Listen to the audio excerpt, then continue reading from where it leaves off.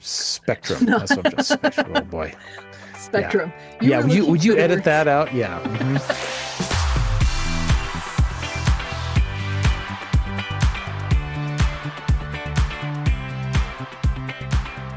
All right, welcome, Psych fans, to another fun-filled, action-packed day of psychology. Glad to have you with us. We're excited to finish up our discussion on marriage and the dating process and all that kind of fun stuff. My name is Spencer Kohler, and my partner in crime is. Allison Fabricius coming to you from my recording closet, and the individual who generally puts the cart before the horse in our discussions. As we were just doing before we were recording, we were game planning a little bit, and I laid out the whole thing, and he's like, we should be recording this. Yes, we should totally be recording this. This is great. It's interesting too, as I go back and I listen to some of these podcasts, I'm like, wow, it's so interesting to hear myself. But I always generally have a smile on my face while I'm talking because I don't know, we're always having a good time. We're always talking about some good things. And I hope you listeners get a sense of that Allison really and myself, we both really enjoy doing this and bringing this information to you. So I'm going to turn it back to Allison because Allison was explaining to me her thought process between the difference of marriage and the whole engagement transitioning into marriage. So tell me more, Allison. What were you talking about? So I was going to hand it off to Spencer and say, would you like to define the difference between engagement and marriage before I go off on my little ranty rant? Not rant, but I like passion, ranty rant. my ranty rant, my passionate discussion Hmm. thesis around how hopefully there are things you have already incorporated into courtship, or if you're already in courtship and you're preparing for engagement, you put in there as you go into marriage to have a successful long-term relationship. And Hmm. so that's how I've been thinking about this discussion. That's how I've actually done research this week, Spencer. Oh, wow. You're a lot further ahead than I am because I haven't. You also have years of experience Oh, of a well, yeah. of like successful marriage, bringing children, adult children who are now married into this world. Hmm. I don't quite have that experience, so I had to do a little Oh. extra research to up my game a little bit, but it was all from this perspective of I'm looking at engagement is Hmm. sort of just the pre like if you've done it the way that we've been talking about it, or if you would like to, Hmm. engagement is its own step, but it really is a step towards getting married. So, Hmm. what are you putting in your engagement to be able to have open lines of communication, to understand how you relate to your partner and how your partner relates to you? Traditions and processes and methodologies are you kind of building into your relationship from the Hmm. beginning so that it's strong moving forward? Life is going to get stressful. So if you are trying to come up with these tools on the fly, it is a lot harder to implement them on year 6 than it was to implement from the, hey, I love you and I want to marry you. How do you feel about managing finances this way? And what's your communication style and what's your love language? So I'm kind of looking at it from that perspective. So I'm excited to have that discussion sort of with that in mind. I did also want to clarify. So I'm in the midst of editing last week's episode. Oh, wow. Um, it kind of blurs because I was finishing the weeks before. But I'm anyways, sure. so I mentioned something about some relationship model and then I couldn't tell you what it was. So it's in the notes for Hmm. last week's episode, but I also just wanted to say it's called RAM.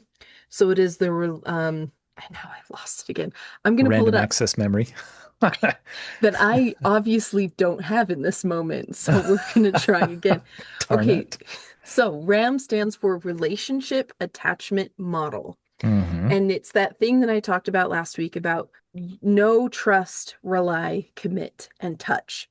And that ultimately, at the end of the day, you want your knowing of someone to be at a deeper level than your touching of someone. Mm. Like you need to know them in order to trust them. Hmm. And then in order to rely on them, you need to know that they're in your corner. And then to commit to them, you need that knowing, trusting, and relying. A conversation my partner and I had was she said, I'm the kind of person that would get up at 2 o'clock in the morning Hmm. to go pick you up from the side of the road if your tire went flat.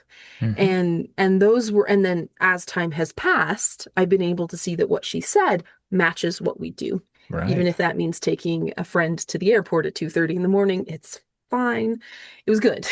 It was a good relationship building opportunity for all of us. But it's being able to see, and you need time. You need time to build the knowing, to build the trusting, to build the relying, to build the commitment. And the touch should be the thing that comes. This should be up here going to here, not trust that does not help the people who can't see what I'm doing. Well, I, now I was this gonna is say you may need to be a little bit more descriptive because your signal. I can see that. Maybe that ought to be our snippet for this week. that's Is Allison and her hand signals? Like the everybody ought to know this. everybody should know what I am. So your knowing should be higher than your touching. That's what I'm trying to say. So the knowing on the Hmm. left hand is up higher than the touching on the right hand. So that's what I Hmm. was trying to say. And then the trust piece. One other piece that I promise we're going to get to engagement and marriage, but these are things I've been thinking about and I've been talking with my partner about. And as we were discussing last week, Spencer, about kind of pruning your other relationships, like once you pick someone, you need to be picking that someone and putting Hmm. your time and your effort and your intellect and your conversations into that person other than like into your partner instead of other relationships you have other places. Hmm. And my partner, I have a friend who's a very dear friend of mine. We've known each other for a number of years now. And we got to know each other in a passion project of mine. And I have found him to be this amazing individual who I trust very deeply, that my partner has now gotten to know and who also trusts very deeply because we know his character. Hmm. And so, as we were having this discussion about pruning and making sure you're putting your time and energy into the partnership that you want to be growing and developing, she said, Allison, I'm okay with that friendship because I trust the character of the person you have the friendship with. And I think that that is an important thing. As you are Yeah. building a safety net, because we need safety nets, one person can't be everything to you all the time. It's just not Hmm. fair to them. People get triggered, life happens, stuff happens. But build a network that everybody trusts each other. If Hmm. you have to go off, if you're hiding this person from your partner, probably not a great support network person. And so as you're building relationships through your life, find relationships where you trust character and where everybody's on the same page on that and what that means. Yeah. And I think that that's important in courtship, but I think that's one of those habits that you develop moving into engagement. So this is my bridge. We're bridging from last week. We're getting to this week. Perfect. Habit to have as you're engaged to someone, as you become engaged to someone, as you're building this life with someone, is make sure that you, wow, my brain just totally flew the coop de coop. Okay, we're gonna bring it back. We're bringing it back. No more coop de coop. You're all Um, good. You're all good. I'm enjoying this. make sure that you are building networks of people that support you as an individual, but support you in the relationship you're in. Hmm. Now, hopefully, that means that that you're in a healthy relationship that people can support, and so everybody is kind of on the same page of this is wonderful. But I have also talked to people where they're like, I saw you walking down a road, but you loved and you cared about that person, and I decided you needed to walk that road because you were not asking for my advice until you asked for that input. Hmm. I watched that happen in my marriage until I came to a point where I went, okay, something's not working. And I started actually going to people. People basically kept their mouth shut because Hmm. I was not in a place to hear it. A family member of mine tried to say it when I was married for 2 years and I was not ready to hear it. So it took me another 5 years until I was ready to hear it, and because I asked. So in building these networks, in building these relationships, be there for your people and create a network of people that can be there for you and your relationship. That it isn't about bad mouthing, it isn't about casting aspersions on character. It's about love and support because everybody wants you to be happy and healthy. And so that's sort of my commitment. We're not meant to do it alone. We're meant to have a village. I listened to a podcaster today talking about the nuclear family. Guess Mm. what? Concept of a nuclear family didn't exist until the 1950s. Oh, it's true. Yeah. And the only reason why that concept was created is because we had cut ourselves off from communities. During Hmm. the wars, people had trimmed down their support networks. And so then they had to do research and prove that the nuclear family could survive. And now we have Nuclear Family Month. I have questions about that because what they prove time and time again, nuclear families are weaker than extended networks. Hmm. You need a nuclear family. We're going to be talking about that in marriage, like as we talk about marriage. You're meant to have people. You're meant to raise families with people, whether that's extended family, whether that's community members. So if you are meeting this person and you are madly in love with this person and you think it's you and me against the world, you're going to be into a bit of a wake-up call because you're not meant to be you and them against the world. Hmm. You're meant to be you and them with a supportive, connective network that helps you get through hard things, that Yeah. helps you get through the job loss, that helps you get through your favorite dog that just died, that gets you through your child's illness, that gets you through your own illness. The amount of times that I have been called in to be someone else's network, and my partner needs to be supportive of me getting called into someone else's network, Hmm. just as I'm supportive of them getting called into other people's network. So I think for me, that would be this is not necessarily the most important, but it's one that immediately comes to mind because I have a marriage that did not have that, and I have a relationship that does have that. Hmm. And I know which one has made my life so much more full and so much more supportive and satisfying. So Yeah. that would, so maybe not like most important, but it is up there on how do you have a sustainable long-term relationship? And that is build a network that is supportive to both of you and support each other's network and vet each other's network so that it's a good positive place for everybody. Hmm. So, hey, Spencer, do you want to define what engagement is and define sort of view of long-term sustainable relationship?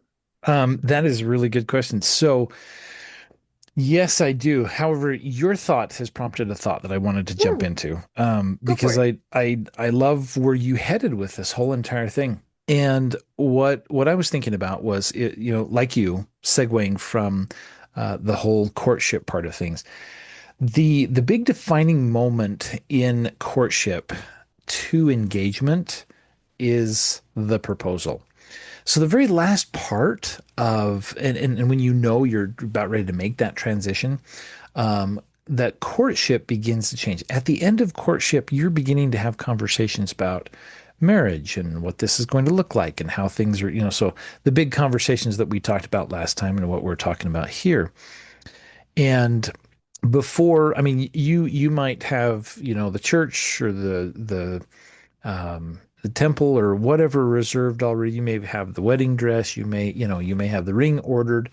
All these different kinds of things. And once the proposal happens, then there's that automatic transition. But this is the beautiful part and the big job that I think a lot of people miss in engagement is what you're talking about. Oftentimes we get into engagement. We're like, oh, we're so busy with wedding plans, and we're busy getting the flower arrangements and the venues and the music and everybody organized and all these different kinds of things like that. The dinners and who's doing the whatever else. That we forget that a lot of time should be spent with the support group, with the family. So you talked about support group in maybe a slightly different terminology, but what I'm talking about here is like that support group needs to begin to be the family. So you need to be spending a lot of time with the in-laws. You need to be spending a lot of time with the aunts and uncle in-laws and the siblings in-law. I mean, so on, so big, big, big, big, big. But far too many couples tend to just be like, oh, we want to spend time together. It's just the two of us, all that kind of stuff. Yeah, I get it. But that's what the honeymoon is for. Yeah, that's what the honeymoon is for, and then that's what marriage is for, like the first year of that marriage. And so that's what I think is important and crucial is that we kind of alluded to it last week where it's like when you get married, you're not just marrying the person, you're marrying their entire family.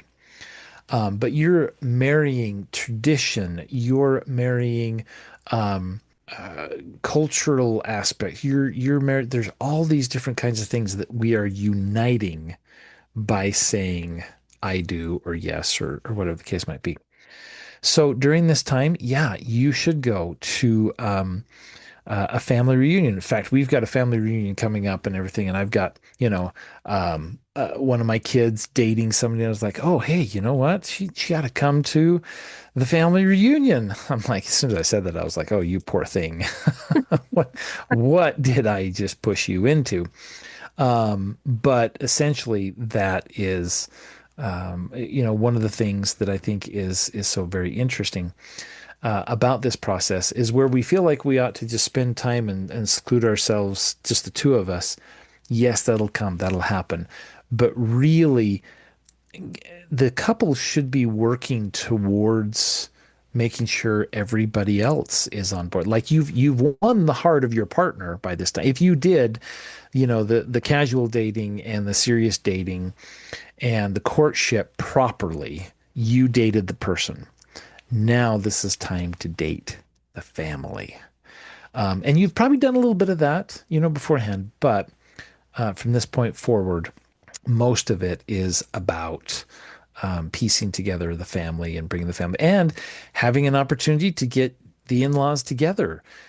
So for example, when we're talking about getting uh, people together, you should get your parents and her parents or his parents, together in the same venue for for a dinner or something like that. That's really going to be a huge aspect and something that really needs to be pieced together. So make sure that happens because that is important as we go through this entire process. So, So go for it. Spencer, I'm Yes. I'm I'm gonna offer a counter. Oh, In that, counter. Ooh, I like that.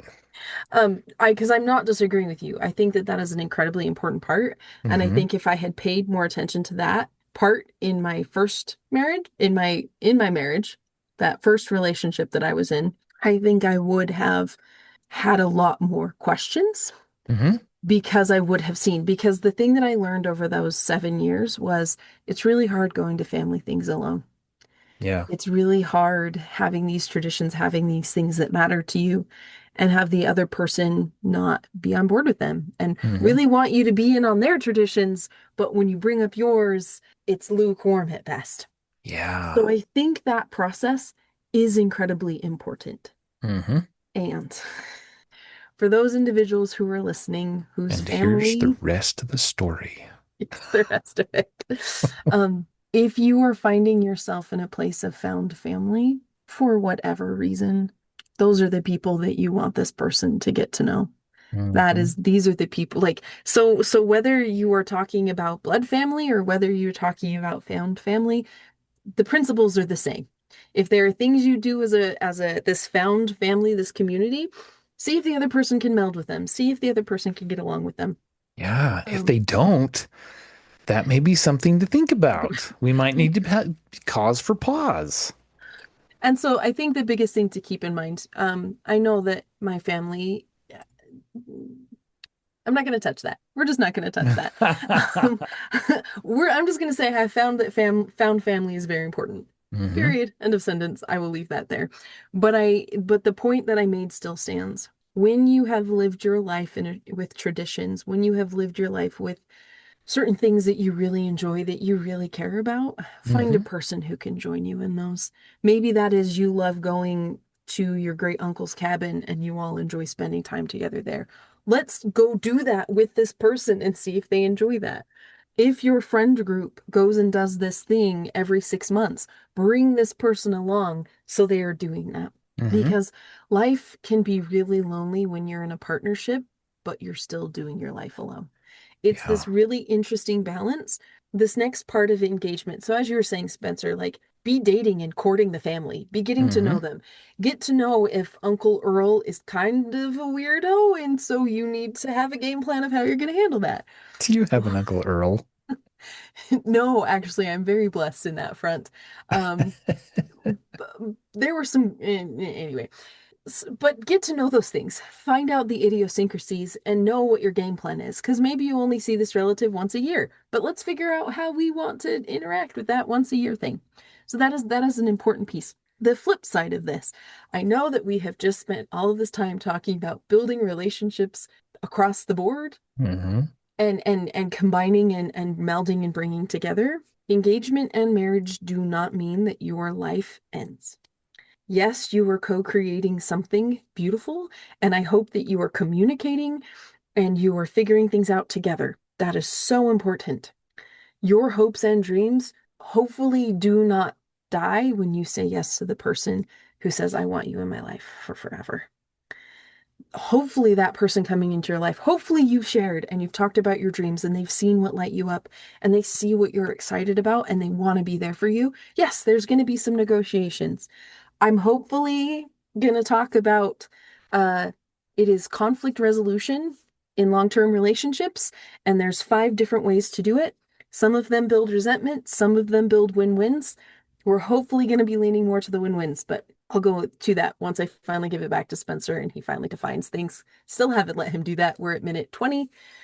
We're great. But but hopefully you've had enough communication that when conflict arises, you both know what your values are. You both know where you're coming from so that you still go on those girl nights. You still go on those guys nights. You still go have dinner with this friend that you've been having dinner with for the last 5 years. Like some things might change and morph, but please don't let them die because you as an individual with this other person that you've picked as an individual are a much stronger team together than if you become enmeshed and you lose who you are with this other person. So build relationships, build connection, build knowing, but do not do it at the cost of losing who you are, losing what your values are, and losing what your goals and dreams are. Okay, there you go, Spencer. Lovely. Love it. I think this is great. So yeah, in the midst of all the things like getting the ring and finding venues and setting a budget for what the wedding is going to be, there's a lot of things that have a lot of people busy during this time. So yeah, make sure you're planning for those things. And that's the thing. We get so busy that we don't do what you're talking about and what you're suggesting because it's so important and so crucial. Um, because when you get to, that altar and you are, saying the I do's and stuff like that, you need to make sure that you feel comfortable in your skin and comfortable with yourself and comfortable with everybody else. Now, nobody's going to be perfect. You might have a very hard and difficult mother-in-law. We all know those exist. But for the most part, there has to be something, some way to work that out or work that into the situation or come up with a game plan with your partner. How are we going to deal with the hard people? How are we going to deal with those people that are a little bit more difficult than others? And that's what we need to talk about. Because if you're getting the mother-in-law from hell and he's a, you know, mommy's girl or mommy's boy, yeah, you're going to be in trouble, really pretty darn quick. And that's what Um, you're looking for. So if yeah. your partner is always picking someone else's opinion over yours, that's going to be a really long marriage Hmm. of being sidelined and not being a priority. And Hmm. ultimately, this person you're picking should be making you, we are going to leave shoulds out of it. We are not shoulding on ourselves. Yeah, woulda, shoulda, coulda.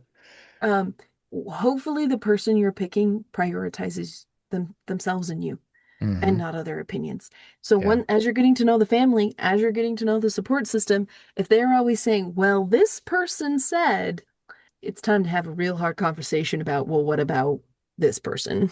And what I, as your partner, have to say. Hmm. Love that. All right, you asked me about defining something. What did I need to define again? Remind me so I can. Well, I think most people are probably going like, well, engagement is from ring to I do. And Right. we've been talking a lot about what we would love to see happening in the ring to I do, which is not just venue and dress Hmm. and rings and writing really flowery vows that you forget about the first time that you get food poisoning. Hmm. Um, so those are all the pieces of it. There are things you can be doing to strengthen your relationship. Marriage is in theory from yes or I do to I madly deeply do. Hmm. Marriage is what brings us together today. Love. Uh, Woo. Anyway, okay. you know what's really funny about this too is I'm officiating a wedding on Friday. So yeah, this is great. I love this. This is So, really cool. so this is what, in theory, marriage is from I do Hmm. to I'm gonna frame this, and you might frame this differently. I grew up thinking that marriage was I do into eternity. Hmm. And or for some it is I do until death do us part. Hmm. There's been some studies, some therapists, some people talk about how you're essentially married 7 times in your life, and it can be Wow. to the same person or Oh, it can okay. be to different people. I was like, I'm in trouble then if I, 7 times. I'm way behind. 24 years of marriage to the same person. Yes, but in the time that you have been with that person for 24 years, how Hmm. many different versions of her, how many different versions of you have been in the mix in that marriage? Hmm. We don't have long enough to talk about all of those. But have you seen a new version of her once your first child came Oh along? yeah. Yeah, you bet. Have you seen a new version of her when you've changed jobs or she went into the workforce for the first time Hmm. or she re-entered it or you had a car payment for the like we will encounter this person in so many new ways as you're Hmm. married to them. And you can choose to recommit to that person at each one of those 7 stages. Or if you're not growing together, now that does not mean you're always going to be at the same place at the same time. That's, Right. we're human. But if you each as an individual are not trying to keep progressing and moving forward and learning and growing and gaining new insights and ideas and dreaming different way, like in new and different ways, and then communicating that so that you can both support each other through that. If it's not a collaborative process, you might choose a different marriage. Please do not have an affair. If you find that you are not on the same page, please end that, find closure in that. Please communicate clearly, Hmm. and only then make a different choice. Yeah. But we need to be communicating with our partner every step of the way when things change. Not Hmm. after we've decided that this is a new and immutable fact about ourselves and they just don't understand. And how could they just not hear me and see me? If you're not communicating what's going on in your life, it's your own dang fault. Like Oh, there's a lot of truth to that. I was talking with my therapist yesterday and she's like, "Don't say my name, but quote me. I need attribution." She wants her few moments of fame here. Here we go. And I quote from the therapist. So I was talking to my therapist and she said, "Your job is not to anticipate. Your job is to communicate." Hmm. And I think for me, that's another ingredient. Support systems and this Hmm. are ingredients to a strong and healthy long-term relationship, a long-term marriage. You cannot read your partner's mind. You just can't. Despite how much he wants me to. Yep. Despite how much I want my partner to read my mind, not possible. So it's not their job to anticipate, but it's both of our jobs to communicate what's Hmm. changing, what I'm learning, what my hopes are, what my fears are, what's not working in our relationship, what's happening. Hmm. So that for me is how I would kind of look at marriage. So now I'm going to ask you, Spencer, as your own unique individual who actually has a couple decades under your belt, how would you define a successful marriage? Or what are even beautiful things that have happened in your marriage that you would recommend to other people? Yeah, that's a great question. I really follow along the same processes as you just stated. One of the things that I hear from people an awful lot is that, oh, we fell in love and we got married and it was wonderful, and now I feel like I'm falling out of love. And one of the things, love is a very interesting thing. And what we don't account for is um, that fluctuation of love that happens in a relationship, right? It's huge and it varies and it fluctuates and it's a constant variable in the whole entire relationship. What really makes the difference in my mind is the word commitment. Do you wake up every single day and recommit yourself to your partner, to the person you are going through life with. And if you're doing that, you're committed to them as a spouse, committed to them as a partner, committed to them as a friend, committed to them as somebody you're going to walk this life with. And it doesn't matter. So here's one of the interesting things about divorce, too. Couples who get divorced in some cases, you still, if you, especially if you have kids, you still have to deal with each other, right? Divorce You, is not a magic bullet where you no, just disappear. you're like, I'm done with you. No, go away. No, that's not the way it is. So that's where that level of commitment comes into play. Now, where that commitment falls apart is if we are talking about things like domestic violence, if we are talking things like abuse, that's what I'm talking about. If there are some real serious things that are threatening to you or the children, then yes, there needs to be a change. There needs to be a difference. There needs to be a quick about face or a solving of the problem so everybody is safe.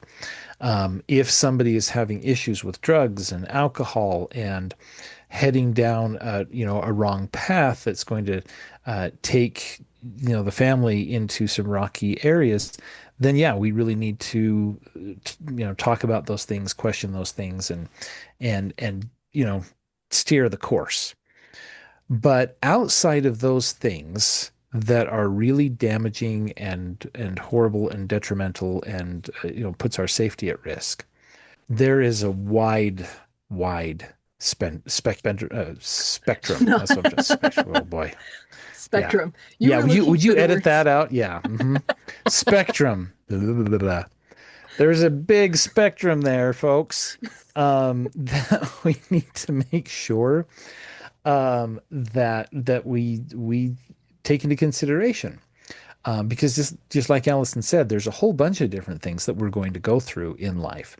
There's going to be ebbs and flows. There's going to be changes. There's going to be kids coming into the family. There's going to be kids leaving the family. There's going to be some, which we will never be, but some will enter empty nesthood. And what does that look like? There are so many different stages and phases of life, and our personalities are constantly changing. The one thing that is a constant in all of this is there again being committed to your partner. Now, if you're committed and if they're committed, we can work out a lot. And Allison, this is one of the things where it was really hard for me when I was a therapist and I was doing counseling and stuff like that. Oftentimes, when I would be working with a couple, one, if not both, but at least one had usually already checked out of the relationship. They were done, washed their hands of it. I'm like, I'm just going to see this therapist dude so I can tell you it didn't work, right? Mhm. They're trying to throw it in somebody else's face. And so they had already checked it. The commitment was already gone. Well, if the two are not committed, there's not a whole lot for a therapist to work with. Now, some amazing, phenomenal therapists probably could work with something like that. But as a general whole, if the commitment is gone, there's not a whole lot therapy is going to do. There's not a whole lot that a therapist can do to help patch and piece that together. But if there's commitment, and if there's two individuals that are willing to work to change and make things move forward, then yeah, there's a whole lot that we can do in therapy. There's a whole lot of things we can teach and tools and things we can address in order to help people be successful in the relationship. So as we come down to it, that's what I think is the big thing, and I think my partner would probably agree, that it takes commitment. And the big thing that we hope we've passed on to our kids is we've showed them that even though life gets ugly, even though things get hard, even though, things are tough, we remain committed because that is our choice. It is our choice to love each other. It is our choice to be committed to each other, to making this work. And that to me is more grounds for success than Love, is it important? Yes. Should you love the person? Yes. But love is not some story. As much as I'm a Disney fan, folks, I mean, this is hard for me to say. It's not the princess finding the prince and getting married and living happily ever after. That can be a really hard thing, and not everything is a whole bed of roses. This is Enchanted, not Sleeping Beauty Oh, or yes, Snow yes, White. yes, yes. Right. Right, right. Get my story straight. No, but you're very accurate in that commitment feeds love. Love does not feed commitment. Hmm. And so I want to elaborate on because I think what you're saying is so powerful. Like if two people are committed to each other and are committed to growing together Hmm. in whatever way that looks, you can overcome just about any obstacle. And going to therapy just means you have better communication skills, just Hmm. means you have better understanding and insight into what your partner's going through, into what you're experiencing. Hmm. Um, and therapy just helps you improve a foundation that's already there. Hmm. If one of the partners has already checked out, and that can be in a variety of ways. That could Oh be yeah. the example that you gave of, well, I'm just here in therapy to prove it didn't work Hmm. and we're done. Like Hmm. that don't spend the money on the bills. Save it for your divorce attorney. Just Dang it. As a therapist, I didn't get any money out of that one. but I also that commitment is to the person you're with and that commitment is to yourself. Hmm.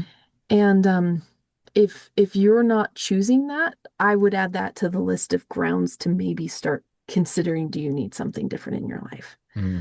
Um, I am a big believer in living in integrity with yourself. And I think marriages wholeheartedly are worth fighting for. And you are going to have ups and downs, and it is going to be hard. And your partner goes through menopause or perimenopause, and you find out they're a completely different person. The other partner gets hit with a diagnosis, a neurodivergence diagnosis, and starts learning how to unmask, and they're a completely different person. You have kids, and your newborn is up all night, and you're both completely different people. Like, Oh man, that happened to us. We had to split the night, take one shift over it. Yeah. Hmm. and then you never see that person because you're always with the Yeah. baby instead of with your Yeah. partner. Hmm. There are going to be a lot of things in life that are hard. So Hmm. please do not end a marriage and a relationship because things are hard. The hard thing will pass. Hmm. And if you are committed, the marriage is going to be the thing that gets you through it to the other side. Yeah. It is worth fighting for. It is worth putting the hard work in. If there is not that commitment, though, you are only one side of a relationship. Hmm. And if you overfunction and you overgive and you live in resentment, that will not a marriage make. No. And people say all the time, stay together for the kids. If you're both miserable, please don't, Mm-mm. No. because you have not taught your kids. All you have taught them is endurance. Hmm. And life is meant to be more than endurance. Oh, please. So, yes, go to therapy. Yes, find out what's going on. Figure out all the things that are happening and then take stock. Is this still the commitment that you want to wake up to every morning? Is this a supportive commitment for you and for the other person? If it's not, ask more questions. Hmm. So that's my thoughts. I have some tools and tips to help in engagement and marriage, but would you Oh. like to say some things before I touch on that? Yes, one thing I was going to point out, during engagement, and this is something, especially for our listeners in the state of Utah, and most states do have something like this. But if you go and take a premarital class, like the state of Utah has some, if you go to healthyrelationships.org, once again, I'll put that up there again, healthyrelationships.org. And we'll put that probably in the comments and stuff later because that's an important website. There's a lot of resources there to help. There's a lot of classes there. And they're free. They're free to those in the state of Utah. If you're listening, outside of the state of Utah, there is a minimal fee involved. But I highly recommend looking into those. So there's premarital classes. After you get married, there's marriage classes. There's parenting classes. So don't ever think for 1 minute that you have arrived, that you are a professional. I mean, I have been teaching this for 15 years. I've been studying this for 20. Um, I still am not very good at it. And it takes time and a lot of patience on my partner's part, in order for us to move through our marriage and our relationship. So don't ever stop learning how to communicate better. Don't ever stop learning how to be a better partner.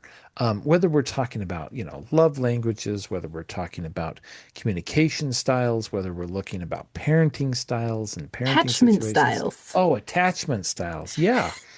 All of these different things matter.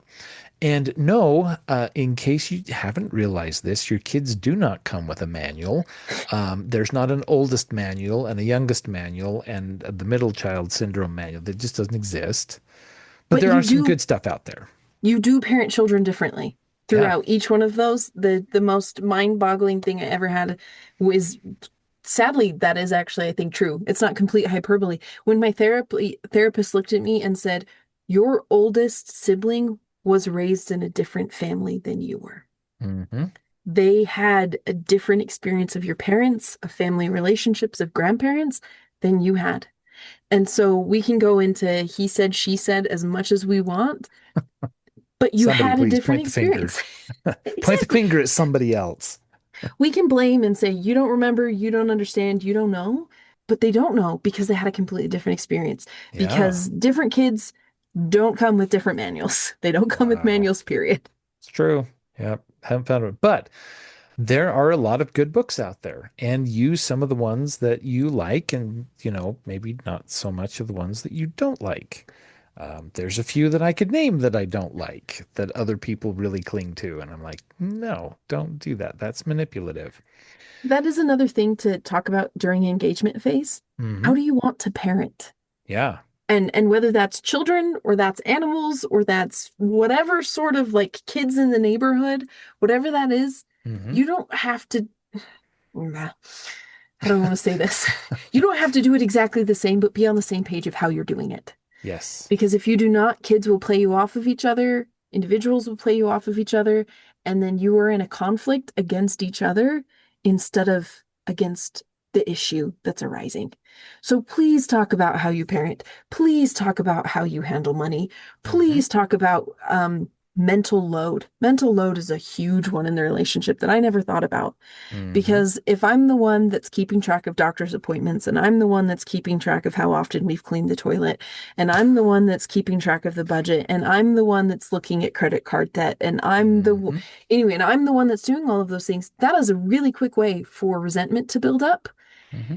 And the other person might come to me and say, "Well, how can I help you?" It's like the very fact that I'm the one that has to tell you means I have more mental load. So So actually share. So maybe you like doing dishes and your partner likes deep cleaning the bathroom. Great. Hmm. Be honest about that. Maybe a chore chart's not going to work for you, but just know there are some things you own and some things they own that you don't have to worry about. Talk Yeah. about that before you get back from your honeymoon and no one's done the dishes for a week. Please, for the love, communicate. Oh, I love the visual. I could just walk in. Oh man, the house stinks to high heaven because you haven't done dishes in forever a day.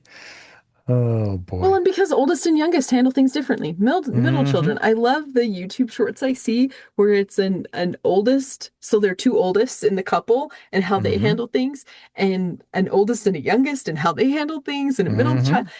It's you all handle it differently. You approach life differently. So be aware of that before you invest. Yeah, yeah. It's such good advice. I mean, it really, really is. And that everybody needs to take. So this is a lifelong learning. It's a lifelong thing to work on your family together. So I'll throw out another concept, and this is something that I think is really, really huge and holds a lot of weight here because I think it's important for us to make sure that, and then I want to hear your list. So be prepared. I'm not letting you off the hook, Allison. But one of the things that I teach in some of the classes that is the whole idea of how do you spell love? You spell it Time. And it is so true. It is so true. And oftentimes people are like, oh yeah, time. Yeah, sure. I can just make a little time. Life gets busy. Life comes at you fast. Life hits you upside of the head sometimes. And it is so hard for us to really make time for some of these things, which is really hard and sometimes surprising. But at the end of the day, it's those small moments, you know, when you go to school, do you just drop the kids off? I mean, some people don't even stop. They just throw the kids out, the door, and they just roll on through, you know. But do you go? Do you park? Do you walk a little ways with the kids? Hey, tell me, are you excited about class? Are you looking forward to seeing your teacher? What's going on and what's happening? And how are your friends? Are you excited to see them? All kinds of different things happen in that small 5-minute walk that you take. Don't rush out the door to work. Don't rush anywhere, hopefully. But take those times. Here's another one, another great example. A lot of us here in the state of Utah, very religious folks and stuff like that. And inevitably, what happens on a Sunday morning or a Saturday or whenever you go to church, somebody has a fall apart. Now, sometimes that's mom, sometimes it's dad, but more than that, it's the kids, right? They have that fall apart, and it's like 10 minutes before church, and you're like, I just need to get to church. But really, when they have that fall apart, something's going on. That's when we hit the pause button and we say, let's talk about this. Let's, talk about This what's is going when on you up there. grab your frozen water bottle. Yes, this is when you grab the water bottle. This is when you do the box breathing. This is when you do the bilateral stimulation. These things are the time and the moments that we take, and that's the time. Now, some people say, oh, well, time is when we're on vacation, and time is when we're Nope. boom, boom, boom, all this kind of stuff. But what happens? And I kind of grew up in this household. Yeah, the vacations were great. The vacations were awesome. The vacations were wonderful. I loved them. And that was one time that I remember my family actually getting along, you know? I mean, and Mhm. it was great. I don't have any qualms with that whatsoever. The thing I do have a problem with is that the everyday life living and situations were not quite as pleasant because people were stressed, people were angry, they lost their temper, they, wouldn't take the time that was needed and necessary to have a conversation. So yeah, it's the small things. It's those small occasions. It's those checking in on a regular basis that makes our relationships worthwhile. And it builds connection. Mhm. Isn't that what we all want? We all want to be connected we want to be connected to our partners. We want to be connected to our kids. We need that emotional connection that comes from the commitment we share with each other. All right, Allison, I want to hear this list of. Well, I'm looking at the time and going, this list might, I'm going to give the list, but we Mhm. might spend next episode talking about what's on this list. who who knew we were going to go through like 10 different episodes just Well, to get through dating and courtship? we've completed dating and courtship and marriage. I feel like at this stage in the game, these are just Yes. really solid tools for relationships in your life in general that I Awesome. hope you are specifically applying to marriage. Before I do that, I want to take a little bit more time on this concept of time, of Hmm. love being spelled Time. Hey, Allison, how about you take some more time to Perfect. talk about time? I'm happy to do that. If I could save time that is one of my favorite songs, specifically a Jim Croce song, but I just love that song. Okay, Period. now that you brought that up, I have to bring this visual. If any of our listeners are interested in that, Jim Henson did a really, really It's awesome. Have you such a seen good job. that? Okay, we need to It's link to that too, Yeah, it's it's apparently. it's one of my favorites, and I highly recommend. If anybody has not seen that, look up, Time in a Bottle and Jim Henson, and he just, oh my Gadfries, they just did such a beautiful job on that piece. Anyway, So no, Yes, I love that. time I in a mean, bottle. Here we go. Days of Future Past. So X-Men, Days of Future Past. I think it's that one. Yeah, I'm gonna vote that one. Could have been the previous. Nope, we're voting that one. Anyway, you meet Quicksilver, and he ends up going to the Pentagon to help free Magneto, and they do a scene of that song. And because he moves so fast, time is slowed down. So they're singing "If I Could Keep Time in a Bottle," and you're watching him do this fight scene in slow motion. It's fantastic. Anyway, so I'm going to talk about time for a minute. Um, okay, what was I going to say I'll about give you the time. Here you go. Oh, too many puns. Too many puns. I know, right? Um, Something that I want to go into that I want to treat very kindly and tread very lightly in. So often the stress comes in the meltdown, or the stress comes when kids are being kids because we're afraid of what kids being kids makes us look like. Yeah. We're afraid of, well, especially in the culture that I grew up in, that we grew up in, kids are an extension of the parents. Yeah. And so the kids need to look a certain way, the kids need to act a certain way, kids need to do certain things so that they Hmm. react, they reflect well on the parents. Guys, every person on this planet has their own agency. Hmm. Every person on this planet has their own choices. And I believe that as a parent, when you choose to bring a being into this world, you are choosing to teach them and help them and support them in being an awesome, exemplary human being. That's why you're out Yeah. here listening to this podcast, is you want to help. Exemplary function. Yay. Exactly. We want you to attain exemplary function, and we want to provide you the tools to help your children and your partner and the people in your life to all get there. So Hmm. that's what our hope is for us, for you. But it's also, I think, what it is for you, for your family, is you want to help them be the best they can be. But the best that they can be is not making you look good. The best that they can be is not showing what an amazing parent you are. The best that they can be is guiding and supporting and helping them and figuring out who they are and how to be the best version of themselves. So, as the meltdowns are happening, as things are going crazy, please grab that frozen water bottle. Please tap each shoulder. Please go for a walk. Do whatever it is you need to do and go, what do I need this little person in front of me? What do I need my partner? What do I need my dog, my coworker, your whatever, this person in front of me? What do I want them to take away from this interaction? Yeah. Because that's what's going to matter in the long term. I can tell you the standards I'm supposed to live by. I can tell you the things that I should do to be a good person. Hmm. But it's taken me until the last year of my life to have a relationship with the people who brought me into this world. And Yeah. that feels like 35 years kind of lost. Hmm. And so please, connection matters, intention matters, time matters, and them as a person. And to me, that's like my third key part of a marriage, that the person in front of you matters, not because of if they make you look good or not, or fear that how they interact in a place will reflect on you. Every person has agency. They are them. Let them be them. You are you. Let you be you. Um, but honor them. My partner and I have three rules.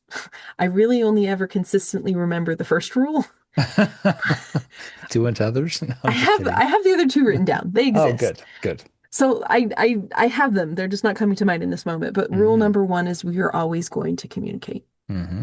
Like, we do not press the eject button until we have communicated. And that was established very early. We are going to talk about it. We are going to try to figure it out.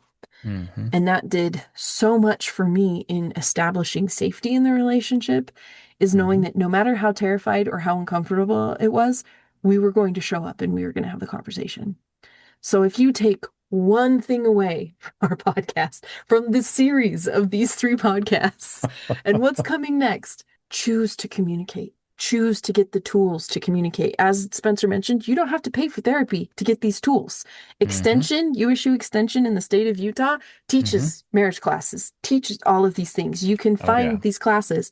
Go online and type free marriage resources and go looking, because you do have support and you do have help to have hard conversations, to learn new things, to try new things. So here are three things that I'm going to give you, and then we're going to actually talk about them next week. Do we need So to do a drum roll? A drum we roll? need a dumb A roll. drum roll. Anyway, There we go. yeah, that drum roll thing never worked out for me. Sorry. Anyway, you were saying. No, it's all good.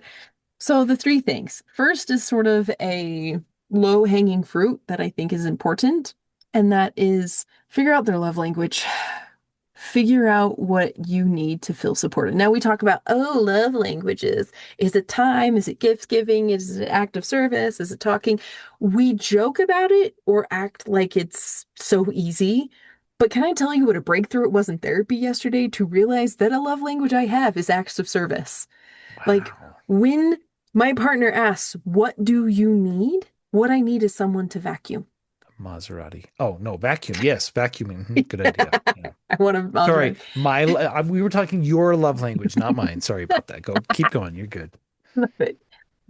Or to help me with dishes, or to help me get lunch prepped for the next day. Like, those are all things that take up space in my brain. So to Hmm. have someone help me means I have more space for that person. My partner's love language is gifts. She comes from an amazing gift-giving Oh, she wants family. the Maserati. She wants a Maserati. She actually really loves Fast and Furious, is her favorite Oh, see? TV Yeah. franchise. So yeah, the Hmm. Maserati totally Yeah. fits. So that means I need to get braver about saying what I need, and that means that I need to up my game speaking to her in her love language. So Hmm. this one I might not go into as much, but we're going to talk about sharing our needs because part of love languages is needs. What do Hmm. you need to feel secure in your relationship? Feeling secure in your relationship brings us to attachment theory. Ah, I And knew we were going to get secure, there eventually. we knew it. I had faith that we would get there. So all that I'm going to cover today is there is four different kinds of attachment styles. Hmm. They are secure. There are four main kinds of attachment styles. So there is secure, that's up in the left-hand quadrant. Hmm. There is anxious, which is in the upper right-hand quadrant. We will be attaching this so that you can see it. Hmm. On the lower left-hand quadrant is avoidant or dismissive, Hmm. and the lower right hand is fearful or disorganized. These kind of also follow things that we feel when we are triggered, so keep Hmm. that in mind. Um, so you can be anxious avoidant. You can be avoidant anxious. You can be fearful, or you can be fearful avoidant, or fearful anxious. And so it's important for you to know that. And we'll, like, next week, we will actually go into the defining terms and what we see for each one of those. Or at least that's what I'd love to talk about. Spencer, you can overrule me if you want. No, your turn. They need to hear more from you now. Um, and so we'll talk about what those mean and what those combination means. But there is so much power in understanding how you engage and how your partner engages, because that changes the entire game. And this is where the trauma piece comes in. Wounds in our lives come from in previous interactions we've had with other people, generally before the age of 5. Yeah. That's even if you do not like consciously remember, your fears and your beliefs were created from 0 to 5. Hmm. And so if you had a neglectful parent, you're going to be anxious because you're seeking love, you're seeking attention, you're seeking to know you matter. If you had a more combative parent, aggressive parent, you're probably Hmm. going to be avoidant because the only way that you stayed safe was to not be noticeable. Hmm. So we'll go into more of those, but just understand the experiences you have affect how you engage with your partner and engage with the people Yeah. around you. The Hmm. experiences they had will affect. And this is also why the engagement period when you are courting your partner's family is so important. Because you seeing how they engage with your family is going to tell you how they're going to engage with you. When Yeah. things get stressful, the patterns they have with family are how they interact with you Hmm. unless you become aware and intentional. Hmm. So, getting to know how they interact with the people in their lives is going to be a big flag of how they're going to interact with you moving in. So, understanding attachment styles, life changing. And the Yeah. goal to healing and this understanding you're developing and this awareness is to create secure attachment when you're not running or you're not working or you're not fighting. So, Attachment styles. I'm so excited. I've been waiting for this since we have started the I was gonna podcast, say since day one. since day one. Let's When jump right we into attachment styles. Maybe there's a few other things we ought to talk about. just a couple. Just a couple. This one we will also go into, and I would even say that the conflict resolution styles that exist also are based on attachment styles. So it is Yeah. important to understand attachment styles to then understand conflict. So a lot of different people have prettied it up and like attached different kind of animals to this, or they give different analogies.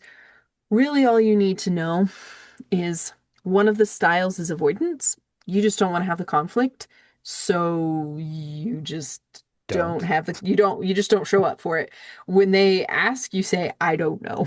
And Hmm. that is your repeated thing. That's what I was talking about with my therapist. I have needs. Say my needs instead of just saying, I don't know. Hmm. Sometimes you don't know, and that's fair, but that also Yeah. leads to more conversations. And sometimes it takes time to learn Mhm. those and understand. We're still learning about ourselves. And it's good to give yourself the time to learn because we Hmm. need to give ourselves time too. Hmm. So time matters. Next one is accommodating, and that is you do say what you want, but you cave. So Mm. you just figure the other person wants it more, you just cave. That is where resentment is built. We'll talk Mm. about Yeah. that more. Hmm. Competition is you are always kind of hitting heads with the other person. Hmm. Compromise. I hate when people say compromise is the answer to marriage. No. Compromise is how you have a miserable marriage because it is a win-loss. Um, so the strength is you're willing to communicate and you're Hmm. willing to say what you need and you want to find a win-win, but in a compromise, someone always loses. They lose something. Now, maybe in this case, so the example my partner gave me was she wants McDonald's and I want Culver's. And I'm willing to compromise, and she gets Wow. McDonald's tonight, No and I get competition. Culver's tomorrow. I mean, Culver's all the way. I'm just saying. Okay, but McDonald's French fries. So when we were Yeah. first dating, Hmm. we got all of like the big fast food chain French fries, and we did a Hmm. fry tasting night, and we rated them on salty, crispiness, best taste out of the bag, and then best Wow. reheatability. Now you're gonna have to put the results of that down in the comment. Yeah. The only one that I remember is that, let's see, McDonald's tastes the best out of the bag for crunchiness Hmm. and saltiness. Hmm. And Juniper Takeout, which is a local restaurant that does steak fries, has the best reheatability in an air fryer. Oh, nice. So steak fries for the win. But you And also once need, again, none of these the institutions are funding this podcast in any yes, way, shape, or but form. We appreciate them being mentioned here, though. if they want to be sponsored, if they'd like Oh, to be a just jump on the sponsor. bandwagon. We'll talk about fries all night long. Oh yes. Oh yes. Although Culver's is really good too. Their fries reheat very well. They just have a Hmm. tendency to be a little soggy sometimes. Hmm. Anyway, I Hmm. digress. So she gets McDonald's Tuesday night and I get Culver's Wednesday night. Hmm.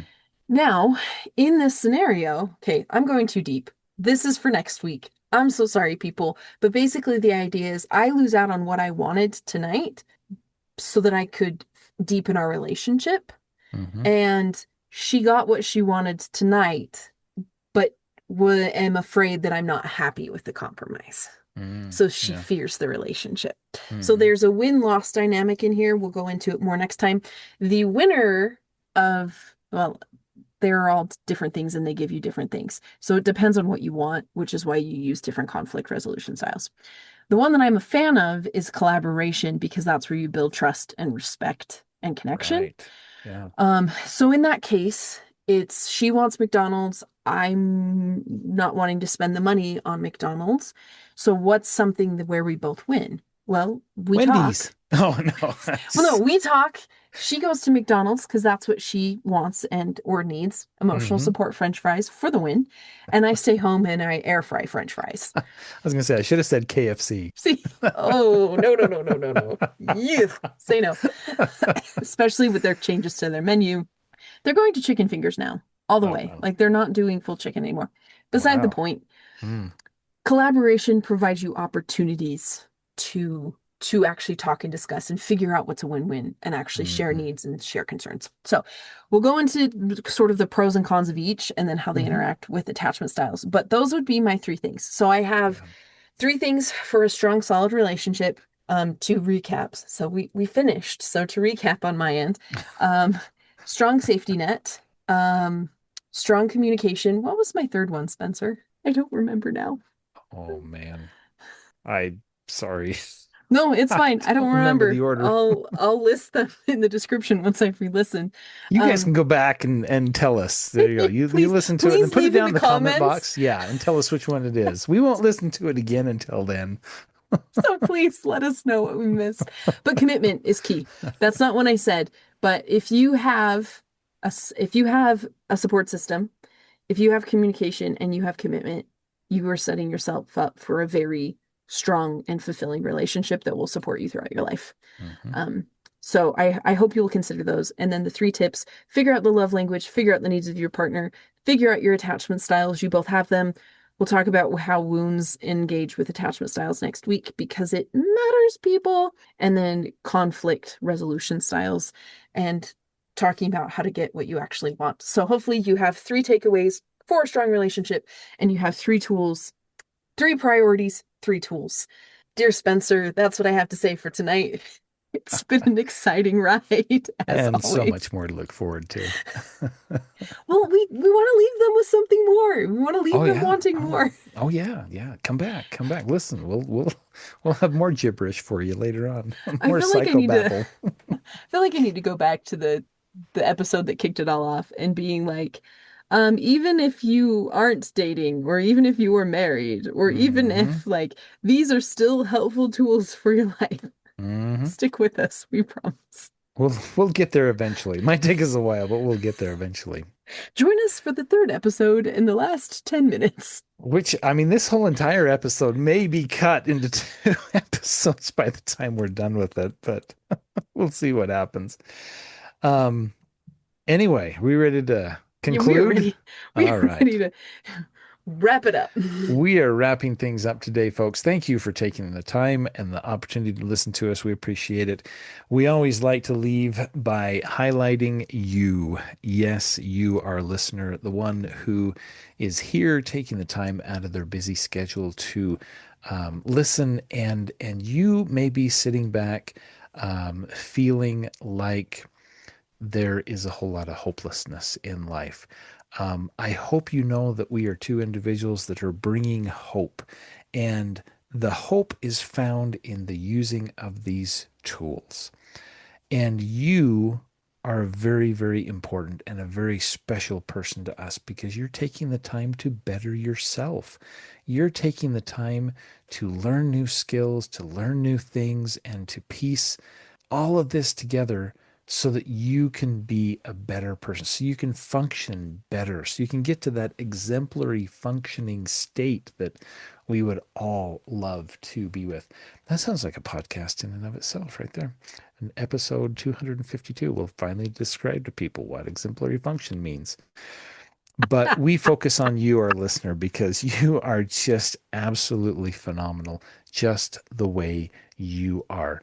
Change is hard, change is tough, but you are the one can do it. You have the power. You are stronger than you think you are. You are smarter than you know. And you are absolutely amazing and unique because there is nobody else in the world quite like you. You are an exemplary human. You are an exemplary functioning individual because you're listening to these podcasts, because you're taking time out of your busy schedule to work on yourself. That says a lot about your character. That says a lot about your morals, says a lot about your ethics, and you are important just because of that. And also, you're important even without any of those things. Hmm. But we are exceptionally grateful that you're joining us and you're on that journey. All the pictures that I've made is join us on the journey to these Yeah. things. Wherever you are starting, thank you for being on the Hmm. journey. Thank you for taking part. Thank you for joining us and laughing with us. There are moments where you might be laughing at us, but at least you laughed for the day. Laughter Yeah. matters. Put a smile on your face. We hope we've done that for you. We hope we give you tools. We hope we are helping you on this journey. And if nothing else, we hope you can laugh with us because laughter is what adds richness to life. So thank you for joining us. Thank you for showing up every day to be you. And thank you for joining us on this journey of just journeying. Like Hmm. I used to think that healing was an arrival, and now I realize that healing is simply a journey. So thank you for being here with us on that journey. It is a pleasure to be with you. Please like and subscribe. Please leave comments. Please tell us what's the third thing. What's the third thing for marriage? I would I would love to know what that was. It feels like it was pretty cool. Right. So engage with us. We'd love to hear from you. Let us know what questions you have. Let us know what you need because we want to be able to meet you where your need is, and there's always more for all of us to learn.